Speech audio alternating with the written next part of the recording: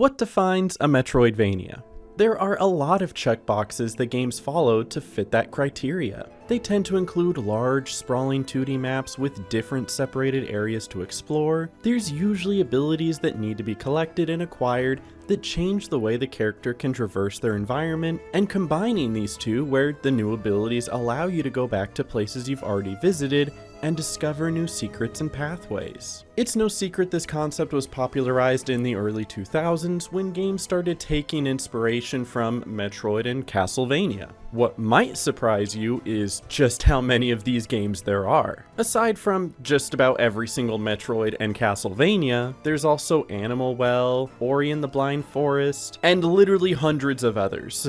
And while many of them are fantastic games, there's one specifically that I wanted to talk about. Not Silksong, but I will get to that. I'm talking about its predecessor.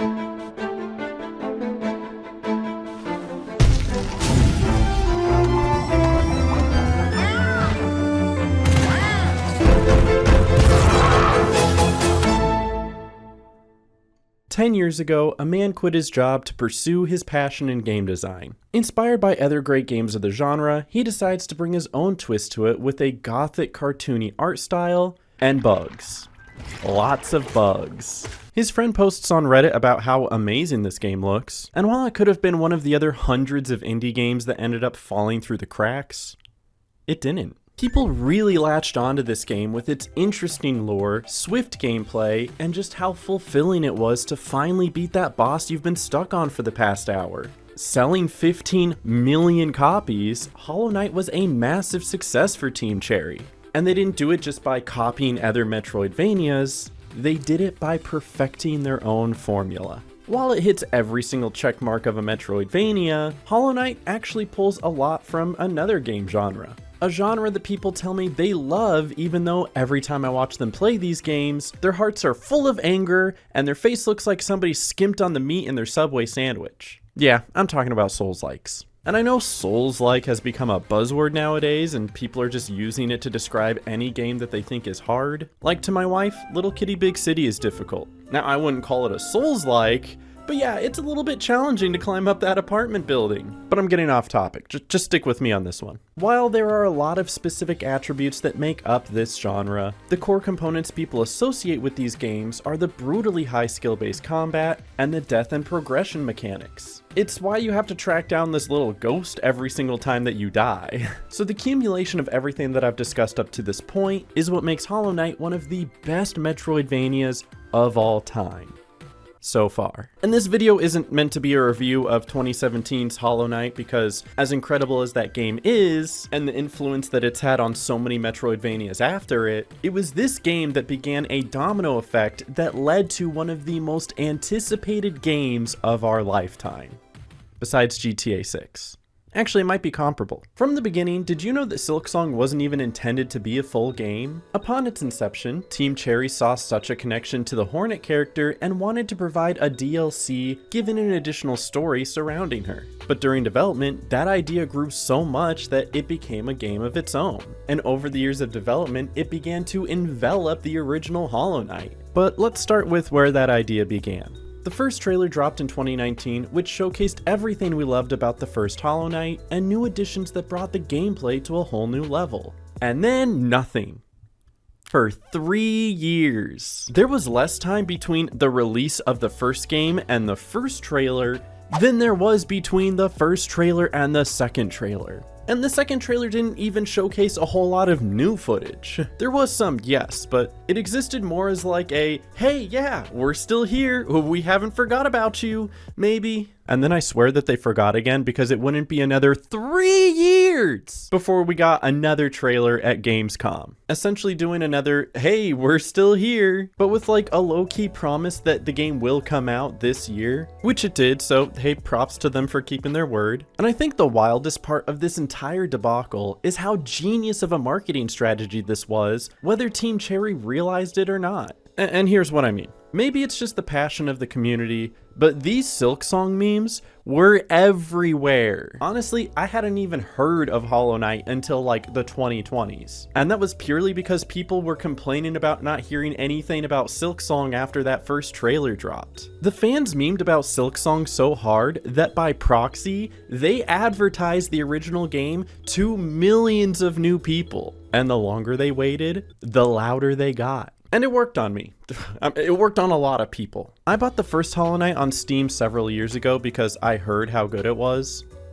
And also it was on sale. I don't know if you guys know this, but Steam has some like crazy sales sometimes, especially in the summer. And then I got it again on PlayStation because it was on sale there too. So yeah, I bought this game twice, based purely off of the hype surrounding the sequel that only had 2 trailers and didn't even have a release date for when it was coming out. I don't know how much Team Cherry is paying for marketing, but they're getting quite the bargain out of it. So now this game sat in my library for years, just like the other handful of games that I have that I tell myself, yeah, I'll eventually get to it, and then I don't. But then on August 21st, Team Cherry uploaded another video to their YouTube channel, this time with the official release date. In 2 weeks. Needless to say, this sent the entire community into a ruckus. Yes! But more specifically, it got me to finally download and play the first game, which is where all the background footage you're watching right now came from. And nobody, and I mean nobody, probably not even Team Cherry, quite understood the consequences of what this announcement did. I wasn't the only one to hop on the Hollow Knight hype train. That's so hard to say, guys. I wasn't the only one to hop on the Hollow Knight hype train when they saw the release date finally get announced for Silksong. While there have always been people playing Hollow Knight throughout the years, for the month between the announcement date and now, that number jumped to an all-time high. By like, a lot. I'm sure this was a combination of returning players brushing up on the game and getting ready for the sequel, as well as many first-time buyers who were sucked into the Silksong hype after the trailer dropped, and now frantically trying to catch up before the new one comes out. So let's do the math on that real quick. That's 4 trailers over the course of 6 years that drove to hundreds of thousands of sales for an 8-year-old game. And that's not even counting Silksong. Silksong released to critical acclaim, but more importantly, probably the most hype I've ever seen from an indie game ever. There were so many people trying to download it on release that it literally crashed Steam, which I don't think I've ever heard of any game doing before in my life. Not only that, but it also crashed the Nintendo eShop and PlayStation. I mean, we're literally seeing history here. There were other indie games that had to move their release date to avoid releasing next to Silksong. Games like Baby Steps, Clover Pit, Demon School, and Little Witch in the Woods. And if you haven't heard of any of those games, there's a good chance you probably never would have if they released alongside Silksong. Probably. And I've heard some sentiments from other game developers talking about how inconsiderate it was for Team Cherry to only announce the release date 2 weeks ahead of time, since it disrupted so many other indie games' timelines. And I don't know, man, like, maybe it's because I'm not a game developer, but just get good. I don't know, dude. But my real hot take is that more games should do this. Now hold your horses before you go to that comment section, okay? Let's take a look back real quick. How often do we get news that game after game gets delayed? These AAA studios set release dates a year or more ahead of time, realize they're not going to meet that goal, and then have to delay their game. And completely not ignoring the fact that Silksong technically did this too in 2023. And I hate that we're used to it by now. We shouldn't be. This should not be normalized. But the best way for them to combat this? Don't announce a release date until it's done. Or at least like pretty darn close. I'm sure Team Cherry had been hard at work on this game for several years, making changes, adding polish, and going back to the drawing board when something didn't work.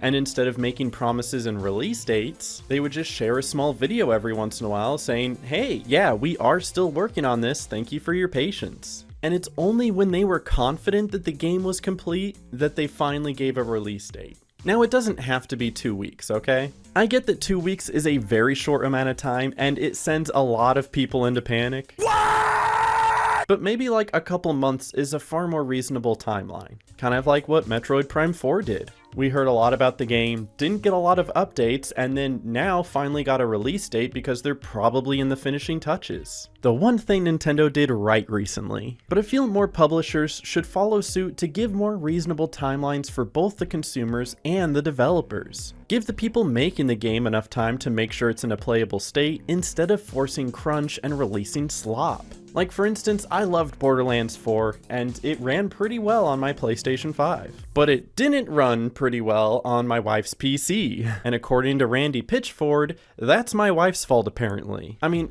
I might be comparing apples to oranges here, like one is a massive world that has a ton to explore, a lot of enemies to fight that might appear on the screen at the same time, huge bosses that are really tough to beat.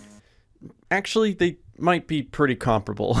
But there is absolutely one way that these two games can be compared fairly, and that's with the price. According to HowLongToBeat.com, both of these games take an average 26 hours to beat their stories. And even comparable times if you go for some of the extras too. The Borderlands 4 Standard Edition costs $70, and they even thought about making it $80 at one point. Hollow Knight Silksong, on the other hand, holy sh**, 20 bucks? Really? Now, I'm not going to turn this video into a commentary about how corporate greed seeped itself into the gaming industry and made it worse than ever, but just know that corporate greed seeped itself into the gaming industry and now it's worse than ever. Thanks, Nintendo. But I have to hand it to Team Cherry for such ethical pricing. The first Hollow Knight is $15, which is a steal for such a great game. Hollow Knight Silksong being $20 just maybe feels like they adjusted for inflation or charged a little bit more because, yeah, this game is much larger than the first. But that is still some value in today's market.